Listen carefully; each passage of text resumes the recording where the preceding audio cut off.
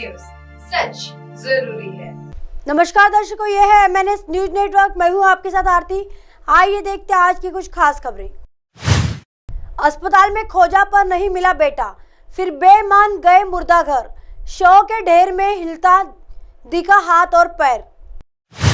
Balasore train हादसे में 200 से ज्यादा लोगों की मौत हुई है और करीब 1000 यात्री घायल हुए। इस हादसे के बाद ट्रेन में सवार लोगों को उनके परिजनों द्वारा खोजने के कई वीडियो वायरल हो रहे। हावड़ा के एक दुकानदार हेलाराम मालिक भी उन लोगों में से एक है जिनका बेटा इस हादसे में घायल हुआ है। हेलाराम उन खुशनसीब लोगों में से भी एक है जो अपने बच्चों को मौत के मुंह से बाहर निकाल लाए। रिपोर्ट के मुताबिक दरअसल हेलाराम हावड़ा में एक दुकान चलाते हैं। कोरोमंडल एक्सप्रेस के हादसे वाले दिन वो अपने बेटे विश्वजीत को शालीमार स्टेशन छोड़कर आए थे।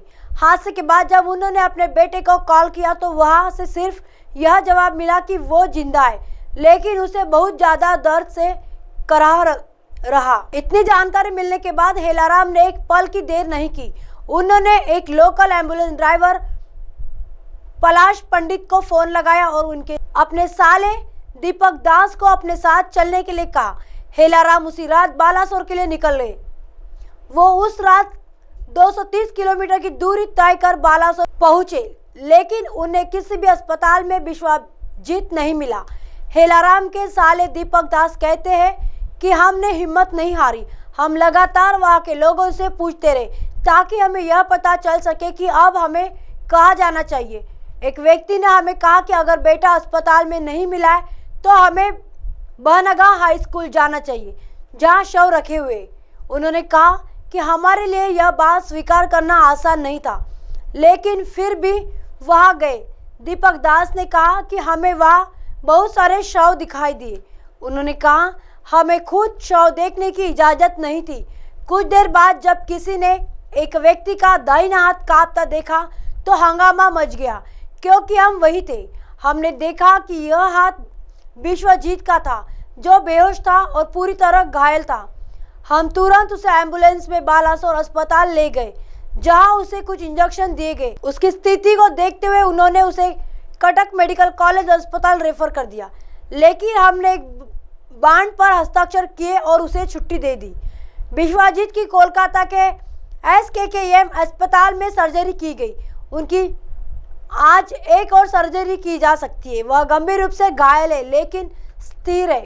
एम्बुलेंस ड्राइवर पलाश पंडित ने बताया कि बालासोर से कोलकाता तक विश्वजीत को पूरे रास्ते होश नहीं आया। उन्होंने बताया कि हम सुबह 8:30 बजे SSKM पहुंचे जहां विश्वजीत को भर्ती किया गया। विश्वजीत को अभी तक होश नहीं आया है। रविवार को उनके टखने की सर्जरी हुई। सोमवार को उनके पैर की एक और सर्जरी होगी। उनके दाहिने हाथ में कई फ्रैक्चर है। आइए देखते हैं अगली खबर की तरफ। लखनऊ में आंधी का कहर, इकाना स्टेडियम का विशाल होर्डिंग कार पर गिरा, मां बेटी की मौत। उत्तर प्रदेश की राजधानी लखनऊ के अटल बिहारी वाजपेयी स्टेडियम इकाना स्टेडियम में एक का विशाल होर्डिंग गिर पड़ी। हादसे में कई लोग होर्डिंग के नीचे दब गए। जानकारी के अनुसार 2 महिलाओं की मौत हुई है। मौके पर राहत कार्य जारी है। हादसा आंधी के कारण बताया गया। आंधी के कारण गिरा था होर्डिंग। जानकारी के मुताबिक लखनऊ शहर में तेज आंधी के कारण अटल बिहारी वाजपेयी स्टेडियम का एक होर्डिंग कार पर गिर गया। कार में एक पुरुष और महिलाएं सवार थे। हादसे के बाद तीनों लोग गंभीर रूप से घायल हो गए। स्थानीय लोगों को और पुलिस ने सभी को अस्पताल में भर्ती कराया। बताया गया कि लोहिया अस्पताल में डॉक्टरों ने दोनों महिलाओं को मृत घोषित कर दिया।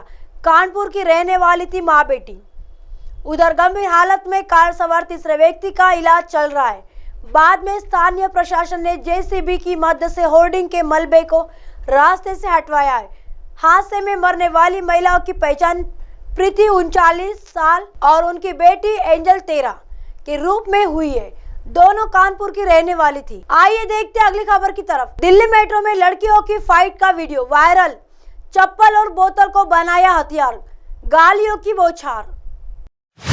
दिल्ली मेट्रो से हर दिन लाखों लोग कम समय में बेहद आरामदायक तरीके से अपने गंतव्य स्थान पर पहुंचते हैं। हालांकि ट्रेन में अक्सर कुछ यात्री मर्यादा लांघते हुए भी दिखते। हाल के दिनों में दिल्ली मेट्रो के कई अश्लील वीडियो वायरल हुए तो अब दो लड़कियों की लड़ाई का वीडियो भी चर्चा में है।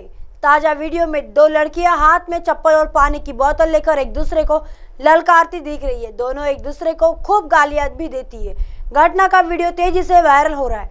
वीडियो को दिल्ली मेट्रो लेडीज कोच में रिकॉर्ड किया गया है, जिसे एक ट्विटर यूजर ने पोस्ट किया और लिखा, दिल्ली मेट्रो जंग का मैदान बन गया है। हालांकि यह साफ नहीं हुआ है कि यह घटना कब की है, किस लाइन की मेट्रो में यह लड़ाई हुई थी।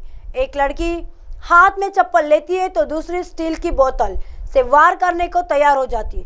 दोनों एक दूसरे को धमकी और गालियां देती है। इस दौरान अन्य महिलाएं बैठकर दोनों को देख रही है।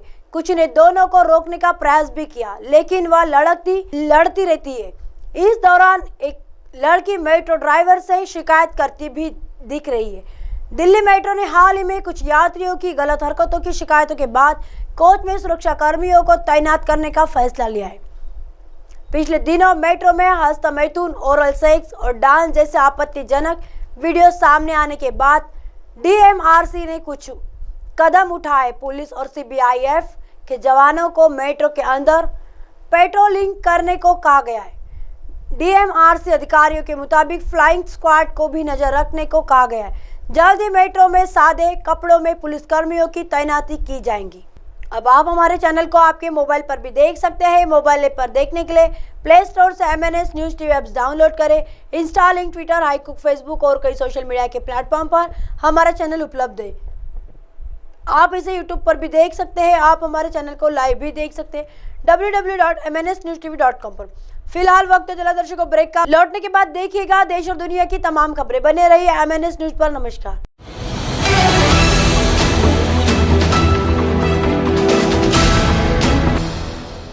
ये है MNS न्यूज़ नेटवर्क और आप देख रहे हैं MNS न्यूज़।